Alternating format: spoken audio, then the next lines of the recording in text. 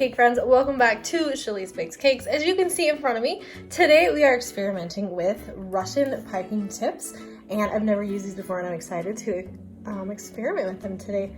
They're really big tips. They're not like your regular tip and they're a little bit harder to work with, but we are going to figure it out. Make sure and subscribe to my channel, guys, and let's get piping these fun Russian flowers. As you can see, I've already put one in a piping bag. You have to cut it a lot bigger so you can fit it in. This one we're gonna try. We're gonna just put the buttercream in and we're gonna pipe them. I'm gonna pipe them onto little squares of parchment paper, and then we're gonna put them in the freezer, and then we'll stick them on our cake today. It's just a lot easier if you pipe them on a separate, and not put it on the cake first, separately, and then freeze them, and then they'll go on the cake and sit so much easier, guys. So we are going to try that. So let's start using these fun Russian piping tips. All right, I filled my piping bag with some turquoise buttercream. So we are going to pipe one of these flowers. So we're just gonna do pressure like we usually do when we pipe a flower. We're gonna push, and then we're gonna release pressure. Look at that. That is fun. That's a fun flower. All right, let's try again. So what I did was just kind of push a little bit of pressure and then kind of released it and lifted up. And there we have it. There's our fun little flowers, guys. These are pretty fun. Just make sure, like I said, that you push a little bit of pressure and then you just release. And then it just comes right up.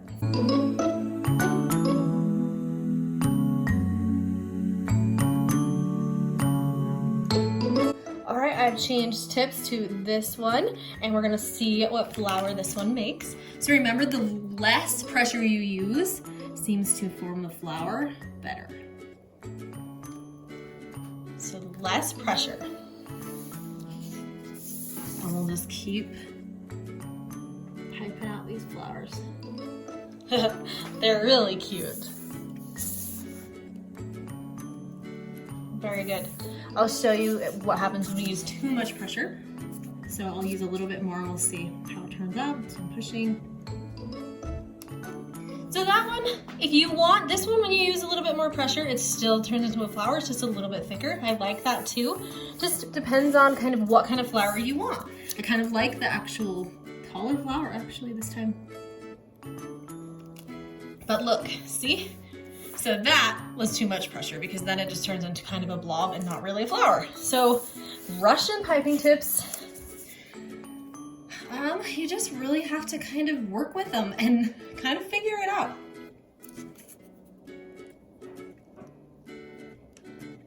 And you'll get it, you'll figure it out as you keep going.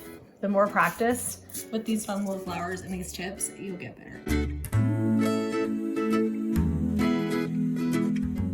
Okay, we're gonna try one last Russian piping tip today, and this is this tip, and we'll see, you know, how this one goes. So from what I've been learning is they're all a little bit different the way that they work. So let's see. That's definitely not what we want it to look like. So let's try again.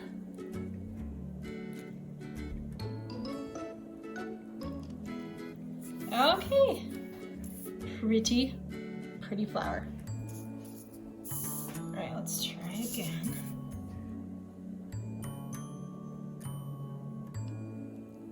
So from what I'm doing here is I'm not putting it down as far. The last ones I kind of touch the paper.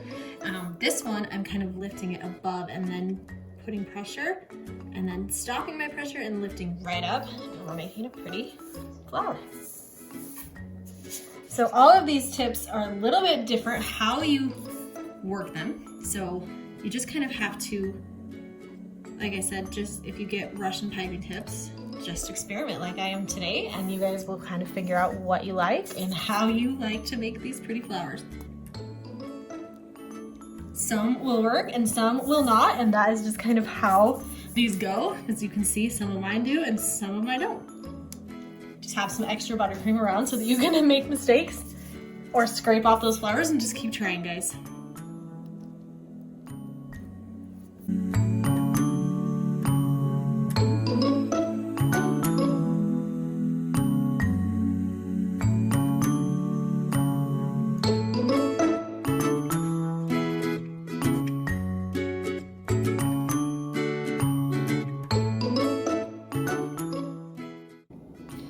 frozen our buttercream flowers that we made with our Russian piping tips, and now they're easy for me to just pick up, and then we'll just start setting them here on our cake.